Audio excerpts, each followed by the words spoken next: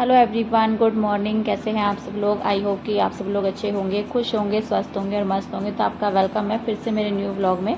तो अभी मॉर्निंग के बज रहे हैं 7 और अभी बस मैं मोक्ष को रेडी करके आई हूँ। और यहाँ पर मैंने कुकर में रखे हुए हैं आलू बॉयल होने के लिए। तो ये बॉयल हो चुके हैं। जब मैं मोक्ष को रेडी कर रही थी तो ये बॉयल हो चुके थे और गैस को मैंने कर दिया है बंद। और यहाँ पर साइड में मैंने रखी हुई है चाय बनने के लिए। तो चाय मैंने आज पहले ही रख दिया ब्रेकफास्ट से पहले, क्योंकि अभी मोक्ष के पापा जी का मन है चाय पीने का, तो वो चाय पियेंगे। तो बस उनके लिए मैं बना रही हूँ चाय। और अभी आटे के अंदर मैंने डाला है नमक और कसूरी मेथी। तो काफ़ी अच्छा टेस्ट आता है कसूरी मेथी का आटे के अंदर डालकर। जैसे आलू का पराठा बनाना होता है मुझे, या आलू की पूरियाँ बनानी होती है, तो काफ़ी अच्छा टेस्ट आता है पराठे का, पूरियों का। तो इसीलिए मैंने इसमें डाल दिया है। और ये आटा भी बनकर रेडी हो गया। तो मैं बना रही हूँ आज आलू की पूरी नाश्ते में। तो काफ़ी दिनों से मन है मोक्ष का, तो मतलब फिर मैंने सोचा कि चलो बना देते हैं। नहीं तो उसको मतलब कई दिनों से फ़ीवर वगैरह ये सब चल रहा था, तबीयत सही नहीं थी उसकी, खांसी भी उसको हो रही थी। तो अभी उसको आराम है, तो मैंने सोचा कि चलो बना देते हैं। तो यहाँ पर अभी मैं आलू को छील लूँगी। और अभी मोक्ष यहाँ पर बोल रहा है कि मम्मा मुझे और नहीं पीना है। तो मैं उसको बोल रही थी कि तुम्हारा रोज़ का काम है दूध को छोड़ने का। तो उसने यहाँ पर दूध आज फिर से छोड़ दिया है। जब भी मोक्ष के पापा जी इधर उधर हो जाते हैं, कहीं बाहर को निकल जाते हैं, तो वो तभी कप को रख देता है। तो बस यहाँ पर मैंने आलू को छील लिया है और मैश भी कर लिया। तो यहाँ पर मैं डाल रही हूँ उसमें नमक, मिर्च और कसूरी मेथी भी ऐड करूँगी मैं इसके अंदर। तो पिट्ठी के अंदर भी, आलू की पिट्ठी भी मैं ऐसे ही बनाती हूँ, कभी डाल लेती हूँ कभी नहीं डालती हूँ आलू की पिट्ठी के अंदर। जैसे मैं आटे में डाल लेती हूँ तो फिर पिट्ठी के अंदर नहीं डालती हूँ, लेकिन आज मैंने पिट्ठी के अंदर भी डाल दिया है। मसाला भी मैंने इसके अंदर डाल दिया। मसाला ये घर का पिसा हुआ मसाला है, जो साबुत मसाले आते हैं बाज़ार के, तो उनको पीसा हुआ है। तो मतलब इनका काफ़ी अच्छा टेस्ट आता है। हर सब्ज़ी के अंदर मैं इन्हीं को डालती हूँ। तो बस यहाँ पर ये आलू की पिट्ठी भी बनकर रेडी हो गई है। और मैंने साथ के साथ ही कढ़ाई को चढ़ा दिया था जब मैं पिट्ठी तैयार कर रही थी मसाले डालकर। तो तब तक यहाँ पर ऑयल गर्म हो गया है और मैंने कटोरी में लिया है ऑयल थोड़ा सा, कि इससे मतलब थोड़ा सा चिकना हो जाएगा जो आटा, मतलब हम जिससे पूरियाँ बनाएंगे। तो लेकिन इससे ये बना नहीं था, मतलब पूरी फट जा रही थी मेरी ऑयल लगाकर। तो फिर मैंने इसको बनाया था सूखे आटे से लगाकर। तो मैंने पहली पूरी ट्राई की थी कि बन जाएगी, लेकिन मतलब कभी कभी ऐसा हो जाता है कि आलू का मतलब मिश्रण जो होता है, कभी तो वो सूखा सूखा सा हो जाता है, रूखा रूखा सा, जैसे अलग अलग से आलू हो जाते हैं कभी कभी। तो आज इस तरीके से आलू हो रखे थे। तो बड़ी मुश्किल से मैंने इसको पहली पूरी को इसमें डाला है। लेकिन अगर हमारी ये आलू की पूरी अगर एक बार फट जाए तो फिर इसके अंदर चला जाता है ऑयल, तो फिर ये काफ़ी ऑयली ऑयली हो जाती है। तो फिर इसीलिए मैंने इनको बनाया था बाद में, एक पूरी को ऑयल के साथ बना दिया था मैंने। लेकिन फिर मैंने बनाया था सूखे आटे से लगाकर, जैसे हम आलू का पराठा बनाते हैं, तो इस तरीके से फिर मैंने उनको बनाया था। तो इस तरीके से काफ़ी अच्छे से बन जा रही थी वो, जैसे हम आलू का पराठा बना देते हैं, बेलने में कोई प्रॉब्लम नहीं होती है उसको, आलू के पराठे को। तो इसी तरीके से मैंने आटा लगाकर उनको बेला पूरियों को, और फिर ये अच्छे से बन रही थी और कोई भी पूरी मेरी नहीं फटी थी, तो अच्छे से बन जा रही थी। और फिर मैंने चम्मच का भी इस्तेमाल किया था आलू की पिट्ठी को भरने के लिए, क्योंकि फिर आलू लग जाते हैं हाथों पर। तो मतलब हर सामान पर जैसे करछी पकड़नी होती है आटे पर भी, तो इस तरीके से फिर आलू मतलब हर जगह ही लग जाता है, तो हाथ भी गंदे हो जाते हैं। तो अच्छे तरीके से फिर उनको भरना बड़ा मुश्किल से हो जाता है। तो बस यहाँ पर इनको मैं फटाफट से अभी मतलब ये अच्छे से बन जा रही थी आटा लगाकर, और ये पूरी यहाँ पर बन चुकी है। तो अभी मैं देकर आऊँगी मोक्ष के पापा जी को ब्रेकफास्ट। तो वो बाहर कर रहे थे इंतज़ार, तो तब तक उन्होंने ब्रेकफास्ट किया। यहाँ पर मैंने लंच के लिए भी पूरियाँ बनाकर रेडी कर ली थी। और मोक्ष लंच लेकर नहीं गया, तो वो जा चुका है, उसकी रिक्शा आ गई थी और मुझे टाइम हो गया था यहाँ पर 7:30 से 5-7 मिनट मुझे ऊपर हो गई थी। तो मोक्ष भी बिल्कुल अभी गया था, बल्कि मैं मतलब फिर तो रिक्शा वाले भैया चाहे आ भी जाए तो फिर वो रुकते नहीं हैं, तो फिर तो वो निकल जाते हैं। और मोक्ष के पापा जी बोल रहे थे, जैसे अगर कभी कभी उसको लेट हो जाता है तो मोक्ष के पापा जी उसका टिफ़िन पकड़ा देते हैं। रास्ते में ही पड़ता है उसका स्कूल भी, जिधर से मोक्ष के पापा जी जाते हैं। तो बस यहाँ पर तुरंत से मैं करने लगी हूँ अभी अपनी किचन को साफ़। तो यहाँ पर ये कढ़ाई गर्म हो रही थी, तो मैंने इसको अभी ऐसे ही रख दिया है। इसको मैं क्लीन नहीं करूँगी अभी, क्योंकि ऐसा होता है ना बच्चों के साथ, मैं सोचती हूँ कि मेरा काम फटाफट से निपट जाए, नहीं तो फिर मेरा काम फैला पड़ रहता है 12 बजे तक। तो मुझे बिल्कुल भी अच्छा नहीं लगता है जिस दिन मतलब बच्चों के साथ काम इस तरीके से पड़ा रहे। और अभी किशु है बाहर, तो मैंने सोचा कि इसको चलो बाद में कर लेंगे जब ऑयल खाली होगा। तो फिर इसीलिए मैंने यहाँ पर अपनी तुरंत ही क्लीनिंग स्टार्ट कर दी है। तो बस यहाँ पर मैं करूँगी, ये गैस को मैंने क्लीन कर दिया है और सामने की शेल्फ़ को भी मैंने क्लीन कर दिया है। तो जब मैं ब्रेकफास्ट करूँगी तो तभी जैसे थोड़े बहुत बर्तन होंगे तो तब मैं बाद में क्लीन कर देती हूँ, क्योंकि एक बार ऐसा हो जाए कि किचन मतलब सिमट जाए तो ऐसा होता है कि मतलब अच्छा लगता है फिर किचन को देखना। काफ़ी काम ऐसा लगता है कि हाँ बहुत काम हो गया, मतलब किचन क्लीन हो जाए एक बार तो काफ़ी तसल्ली मिलती है। अगर किचन भी ऐसे ही फैला पड़ा रहे 9 बजे तक मेरा, तो फिर मुझे एक टेंशन सी हो जाती है कि मेरा काम कब ख़त्म होगा। तो मुझे इस बात की भी रहती है कि पता नहीं मतलब कब तक काम ख़त्म होगा। तो मुझे अच्छा लगता है मेरा काम जल्दी से निपट जाए। जब से मतलब किशु अभी छोटा है तो बच्चों के साथ थोड़ा प्रॉब्लम हो जाती है कामों को करने में। तो यहाँ पर बस मैंने अपने काउंटर टॉप को साफ़ कर दिया है और अभी मैं करने लगी हूँ यहाँ पर बर्तनों को क्लीन। तो फटाफट से अभी किचन के बर्तन सिमटा दूँगी, फिर मैं अंदर से अपनी क्लीनिंग स्टार्ट करूँगी, झाड़ू पोछा ये सब। और किशु को मैंने नहला दिया है, उसको भी नहलाकर मैं तब दे कर आई थी मम्मी जी को कि जब तक खेलेगा तो ठीक है, नहीं तो फिर मतलब अगर वो सोएगा तो फिर मैं उसको सुला दूँगी। तो बस अभी यहाँ पर फटाफट से बर्तन करूँगी मैं अपनी किचन के।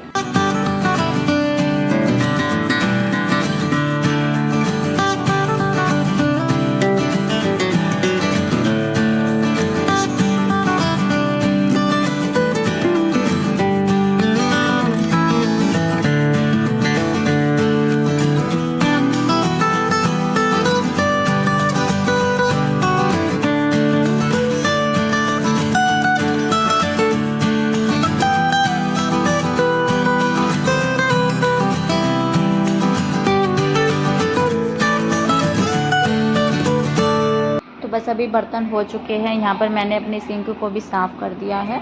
उसके बाद मैं तुरंत आ गई हूँ रूम में। तो यहाँ पर रूम को समेटूँगी, ये चादर वगैरह पड़ी हुई है तो इनको भी समेट दूँगी, इनकी तह लगा कर रख दूँगी। मॉर्निंग में मुझे टाइम नहीं मिल पाता है इनको उठाने का, क्योंकि मैं उठ जाती हूँ 6:30 बजे ही मैं बाहर की साइड निकल जाती हूँ झाड़ू वगैरह लगाने के लिए।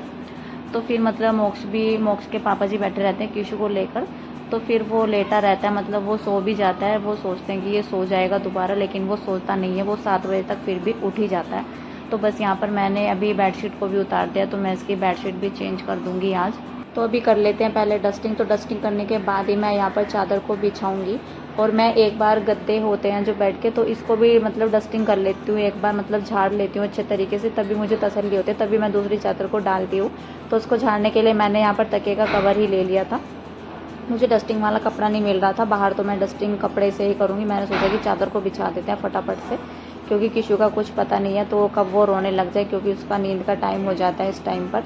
और यहाँ पर मैं चादर को अंदर दबाने के लिए यूज़ कर रही हूँ ये जो मिक्सी आती है, तो मिक्सी का नाइफ है ये। तो बस यहाँ पर ये उसी का यूज़ कर रही हूँ मैं, इससे चादर अच्छे तरीके से जा रही थी अंदर। अगर मैं फिंगर का यूज़ करती, जैसे मैं पुराने वाले गद्दों में अच्छे से डाल लेती थी, उनको उठाकर उनके नीचे दबा देती थी चादर को, लेकिन इसके अंदर मतलब फिंगर नहीं जा पाते, काफ़ी टाइट गद्दे हैं और इनको खिसकाना भी, उठाना ऊपर की साइड को, चादर को अंदर दबाना बड़ा मुश्किल काम है इसके अंदर।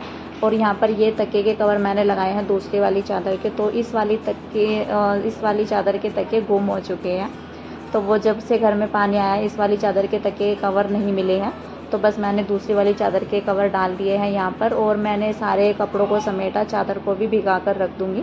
जब तक मैं अपना और काम करूँगी तो मतलब अच्छे तरीके से फिर मुझे उन पर ज़्यादा ब्रश नहीं लगाना पड़ेगा। तो मैं तब तक यहाँ पर कपड़ों को भिगा कर रख देती हूँ। जैसे मैं झाड़ू पोछा करने से पहले ये काम करती हूँ। जब तक मैं झाड़ू पोछा करती हूँ या किसी को सुलाती हूँ तो फिर मैं कपड़े धोने के लिए आ जाती हूँ वापस से। कपड़ों को मैंने भिगा दिया, तो कपड़ों को भिगाने से थोड़ा मेहनत कम लगती है, ब्रश मतलब कम लगाना पड़ता है उनके ऊपर। और यहाँ पर अभी मैं आ गई हूँ झाड़ू लगाने के लिए। तो रूम से झाड़ू निकालने के बाद अभी बाहर की साइड फटाफट से अभी लगाएंगे झाड़ू यहाँ पर। उसके बाद मैं पोछा लगाऊंगी। और फिर मतलब अभी मैं गई थी बाहर की साइड, तो किशु अभी सो गया है मम्मी जी के पास ही। तो फिर मैं मतलब आराम से अपना काम कर लेती हूँ, लेकिन फिर भी मुझे थोड़ा जल्दी रहती है कि कहीं वो उठ ही ना जाए। तो फिर क्योंकि फिर मेरा झाड़ू पोछा लगना थोड़ा मुश्किल हो जाता है। और अभी मैं गई थी अंदर दुपट्टा लेने के लिए, क्योंकि मैं अभी बाहर की साइड जाऊँगी झाड़ू लगाने के लिए, तो दुपट्टा लेकर जाऊँगी मैं। और झाड़ू लग चुकी है मेरी, तो यहाँ पर अभी मैंने पोछा भी अपना स्टार्ट कर दिया। तो अभी फटाफट से पोछा भी लगा लेते हैं, तो काफ़ी सुकून मिलता है, मतलब अच्छा लगता है जब घर अच्छे से क्लीन हो जाता है। और बच्चों के साथ थोड़ा हो जाता है मुश्किल, छोटे बच्चों के साथ, जो गोद के बच्चे होते हैं ज़्यादा तो वो परेशान करते हैं। जो बच्चे मतलब ऐसे घूम देते हैं अपने आप, तो उनसे मतलब इतना परेशान नहीं होना पड़ता है, तो वो खेलते रहते हैं, घूमते रहते हैं। जैसे मतलब बाहर की साइड जाओ तो अपने साथ ही चले जाते हैं, लेकिन जब बच्चे गोदी के होते हैं तो उनके साथ थोड़ा प्रॉब्लम हो जाती है, क्योंकि गोदी में लेकर तो उनको काम होता नहीं है। तो वहाँ पर किशु सो गया था अभी, तो यहाँ पर अभी मैंने अपना पोछा भी लगाना स्टार्ट कर दिया। तो बस अभी पोछा लगाने के बाद मैं जाऊँगी कपड़े धुलने के लिए।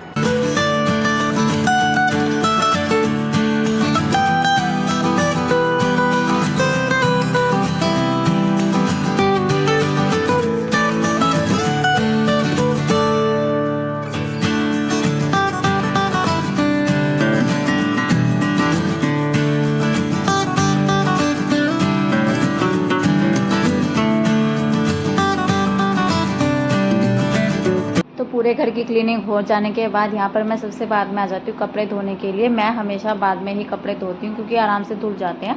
और मॉर्निंग में कपड़े मैं कभी धो लेती हूँ, कभी शाम के टाइम में भी धो लेती हूँ। जब भी किशु सो जाता है मैं तभी धो लेती हूँ, लेकिन अभी वो सोया ही हुआ है तो मैं साथ के साथ ही कपड़े भी कर लूँगी, या वो खेल रहा होता है बाहर की साइड मम्मी जोर के पास ही, तो तब भी मैं कपड़े धो लेती हूँ अपने। सबसे पहले मैं अपने घर की क्लीनिंग को लेकर चलती हूँ कि क्लीनिंग हो जाए मेरी एक बार पूरे घर की, क्योंकि घर ऐसे फैला पड़ा रहे तो मुझे बिल्कुल अच्छा नहीं लगता है। तो बस यहाँ पर मैं फिर कपड़ों का काम बाद में आराम से कर लेती हूँ। तो बस अभी मेरे कपड़े भी धुल चुके हैं यहाँ पर, और मैं इनको पानी से निकाल लूँगी। तो पानी से निकाल कर मैं इनको टंकी पर टंगा दूँगी। तो मैं इनको मतलब हमेशा ही मेरी आदत है तो मैं इनको टंकी पर टंगा देती हूँ, तो इनका जो एक्स्ट्रा पानी होता है तो वो निकल जाता है। मैं कपड़ों को निचोड़ती नहीं हूँ, मैं बहुत कम निचोड़ती हूँ कपड़ों को। तो पानी से ऐसे निकाल कर डायरेक्ट मैं इनको टंकी पर टंगा देती हूँ, और मैं कभी ड्रायर कर लेती हूँ कपड़ों को, कभी नहीं भी करती हूँ। तो जब इनका पूरा पानी ऐसे अच्छे तरीके से निकल जाता है तो फिर मैं इनको ऐसे ही डालती हूँ। और अब तो मतलब अच्छी खासी धूप निकल जाती है, अभी मतलब इतना लगातार बारिश नहीं हो रही है जैसे पहले हो जाती थी। तो बस यहाँ पर सारे कपड़े मैंने पानी से निकाल लिया है। बाद में इस बेडशीट को पानी से निकालने की बारी आती है, तो मैंने आज इसको हाथ से ही धो दिया है। लेकिन इसको धोना बड़ा मुश्किल हो जाता है क्योंकि ये बहुत ही हैवी हो जाती है पानी के अंदर। तो फिर यहाँ पर बस सारे कपड़े मेरे धुल चुके हैं, मेरा काम हो चुका है फिनिश। तो मैं उनको ऐसे ही डाल आई थी। बाद में यहाँ पर मैंने कपड़ों को चेंज कर लिया है अपने, क्योंकि बेडशीट को धोते हुए मेरे कपड़े हो गए थे गीले। तो चलिए अब इस वीडियो का एंड कर देते हैं यहीं पर, और आपसे मिलेंगे कल एक नेक्स्ट व्लॉग में नई रूटीन के साथ। और अगर मेरा वीडियो आप सबको अच्छा लगा है तो प्लीज़ वीडियो को लाइक कीजिएगा, फ्रेंड्स में शेयर कीजिएगा। चैनल पर आज पहली बार आए हैं तो प्लीज़ चैनल को सब्सक्राइब कीजिएगा, सब्सक्राइब के बिना मत जाइएगा। तो मिलेंगे कल, तब तक के लिए bye bye and take care.